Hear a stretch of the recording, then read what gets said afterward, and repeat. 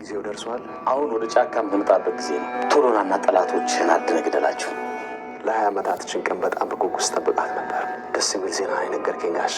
አሁን ነው በነፃነት መኖር መጀመር። እናቴ ደምሽን ላስመልስ። አባቴ ፍትህ ያጣውን ነፍስን ሰላም ላስገኝልህ ነው። በአንቺ ምክንያት ይኸው ሰላሜን አጥቻለሁ። ስለ ስሜቴ አንድም ቀን ተጨንቀሽ አታውቂም። ለእኔ ምንም ቦታ የለሽም። ነገሮች በጣም ከአቅሜ በላይ ይሆኑ። ቆይ ነገር ሰልችቷል ማለት ነው? ሰልችቶኛል። አዎ በጣም። ጭራሽ አንተን የሰለቸው? እኔ ጥፋተኛው አንተን የሰለቸው? ያው ሁሌም ጥፋትሽን ለመሸፈን ስለምትሞክሪ ነው። እኔ ጥፋቴን እሸፍናለሁ? እኔ ከዛ አንተም ሰለቸ? አዎ ምንድነው አሰሪ የምንደጋግም? ለምን ይሰለቻል? ግዴታ እኮ የለብንም። ሰልችቷል አይደለ? ለአንተ የሚያስፈልግ ነፃነት ነው አይደለ? ይኸው ነፃ ወጥተሃል። እሷ ለካ ሰበብ ነበር የምትፈልግ። የሰጠሽን ቀለበት እንደ ተራ ነገር ነው አውልቃ የጣለችው። አየሽ፣ ይኸው የቃል ኪዳናችንን ቀለበት መሬት ላይ ጣለችው። እናቴ ደግሞ ከአንተም ብሶ ብለን ትናገራታለህ? ሁሉንም ነገር አውቄያለሁ እናቴ፣ ሁሉንም ነገር ነግራኛለች። እና በሰራው ስራ ኩራት ተሰማ? ስፈልግ ዝም ስላልከኝ ወንድነት ሙሉ የሆነ መሰለህ እንዴ? ከዚህ በኋላ እኔ እናንተ ነገር አብቅቷል። የማልፈልገው ነገር እንዳደርግ እየገፋፋኝ ነው ብዬ ነግሬ ነበር። ይኸው አደረከው። ሁለተኛ አጠገቤ እንዳትደርስ። በጣም ነው ያስጠላኝ። ሳሚዬ እንዴት ነው? ደህና ነው? ደህና ነኝ ሰላም። ትንሽ እኮ ነው። ተመስገን አምላኬ። የሆነ ነገር ትሆናለህ ብዬ በጣም ተጨንቄ ነበር። አንድ ነገር ብትሆን ጸጸቱን አልችለውም። ለእኔ ስትል ነው እንደዚህ ሆንኩ። ሳሚ በጣም ይቅርታ። ብሌ አሁንም አታቆምም እንዴ? አንተማ ተመቸ በዚህ ሰበብ ብሌን የሚቀረባት እንጂ መጀመሪያም ነግረኝ ነበር። እኔ ነኝ ደደብ በልጠኛል ሳሚ። ግን እኔ ብሌን ሁሌም የኔ ናት። ሳሚ ይሄን ጠጣ። በቀኝ በኋላ ጠጣ። ሳሚ አታናደኝ። እስከዛ ይሄን ጠጣ። የጣልኩል መረቅ አለ። እሱም በትኩሱ ትጠጣለህ። ለራት ደግሞ ሌላ ሰራላለሁ። ኧረ ብሌ ይሄ ሁሉ ነው የሚጠጣው? እና ከአንተ ውጭ ማን ይጠጣል? አንተ መንከባከብ እኮ ግዴታ ነው። ለእኔ ብለህ አይደል እንደዚህ ሆንኩ። ይበለኝ ገባኛል። በገዛ እጄ መሰናበት። ብቻ ግን አንተ አትናደድም። ከፈለክ ደግሞ ንዴት ላረጋጋል እችላለሁ። ይሄኛው የእናትና የአባት ገዳይ ነው። ስሚዋ ደግሞ አስገዳዮች።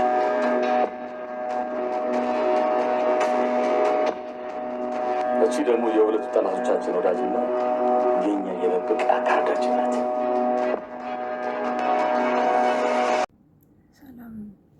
ሰላም ምንድን ነው የተከበራችሁ የቻናሌ ቤተሰቦች እንዴት ናችሁ? ደህና ናችሁ? ሁላችሁም በያላችሁበት ሰላማችሁ ይብዛልኝ።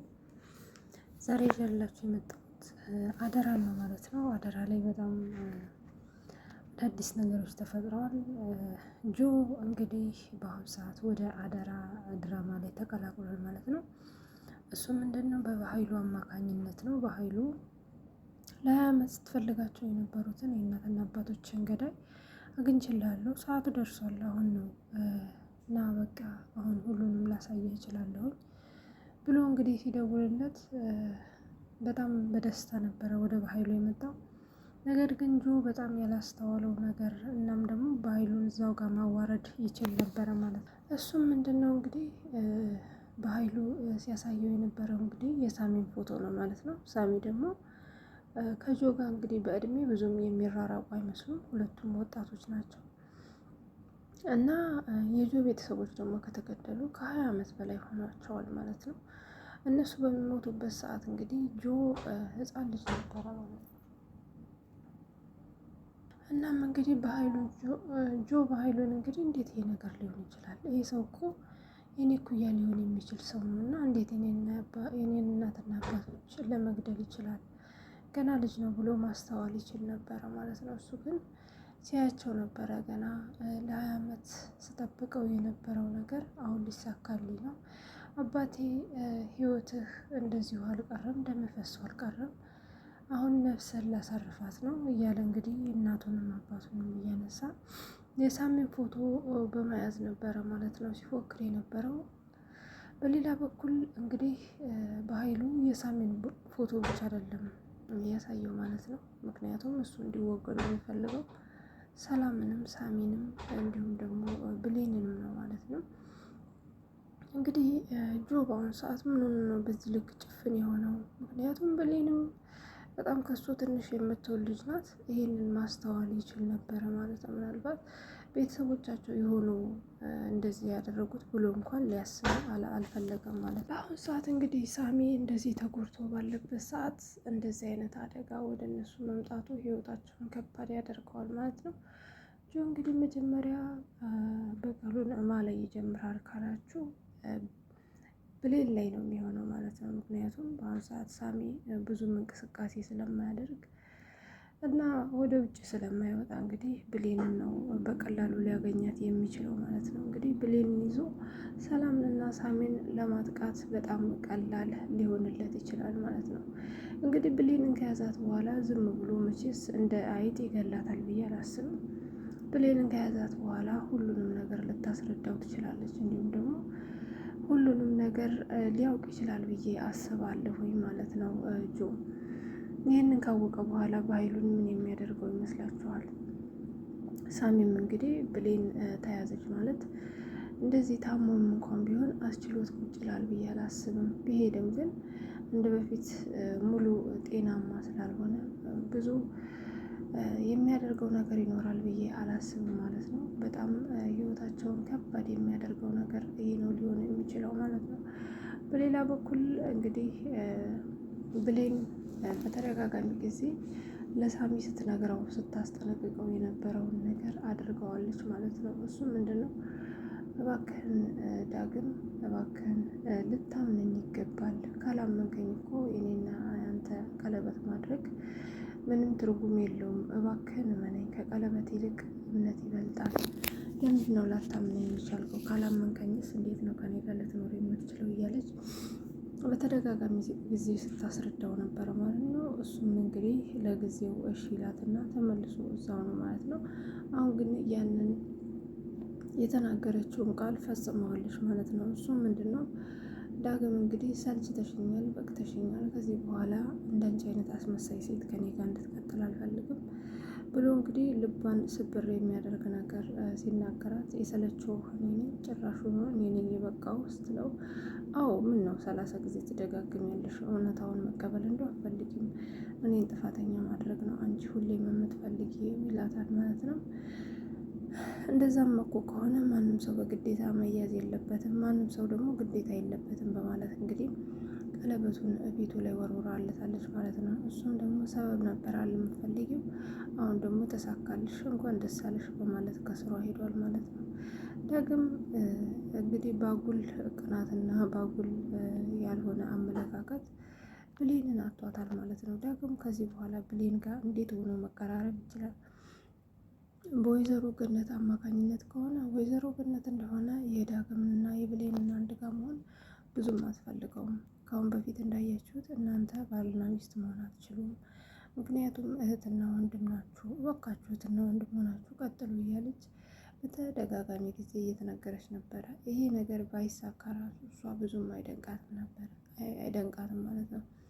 ምናልባት ወይዘሮ ሰላም በመሀላቸው ከገባችና ነገሩን የምታስተካክል ከሆነ ነው እንጂ ወይዘሮ ገነት እንደዚህ አይነት ነገር ውስጥ ገብታ ጊዜዋን ታጠፋለች ብዬ አላስብም ማለት ነው።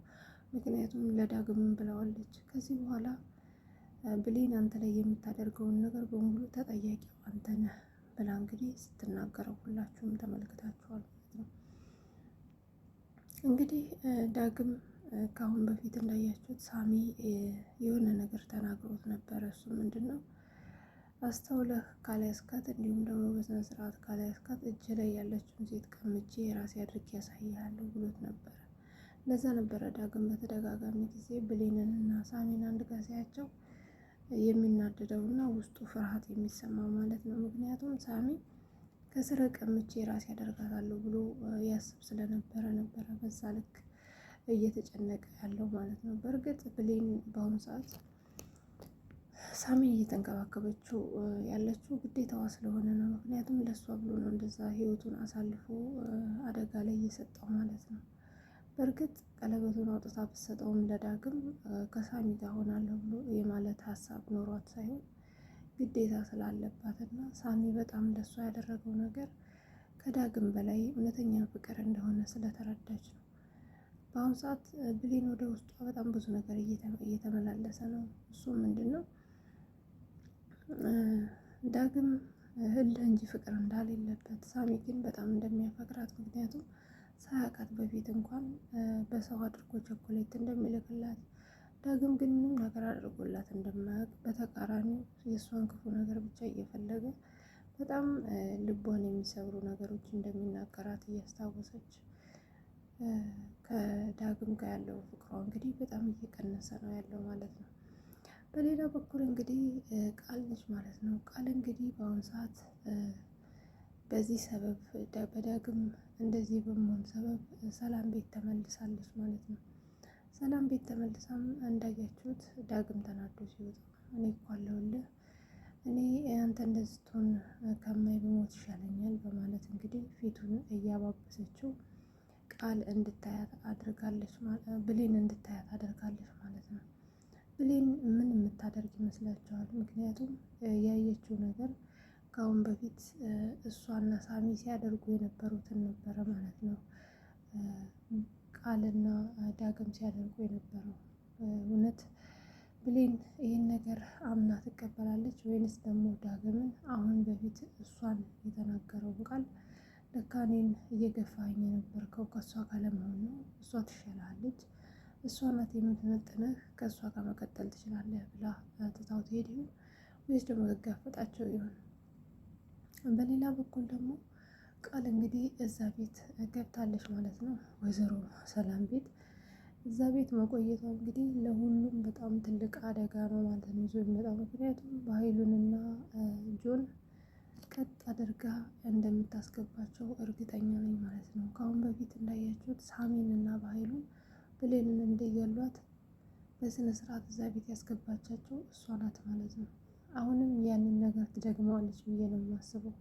ምክንያቱም ወደ ወይዘሮ ገነት ቤት የማይመልሳት በጣም ብዙ ነገር አለ። አንደኛ የወይዘሮ ገነትን ቤት እንዴት ስታጣጥለው እንደነበረ ሁላችሁም ተመልክታችኋል።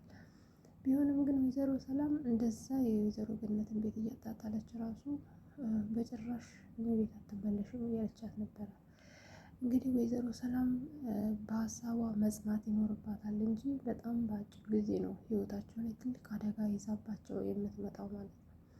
እንግዲህ እኔ በጣም አንዳንድ ጊዜ ብሌን ታናድደኛለች። ለምንድን ነው እውነቱን አውጥታ ሁሉም ነገር በቃ ወደ ቦታው የማይገባው ብዬ አስባለሁ። ነገር ግን እኔ እሷ ምን እየጠበቀች እንደሆነ ራሱ በጣም ነው የሚገርመኝ ማለት ነው። እንግዲህ ዛሬ ይዤላችሁ የመጣሁት ይሄንን ይመስል ነበረ።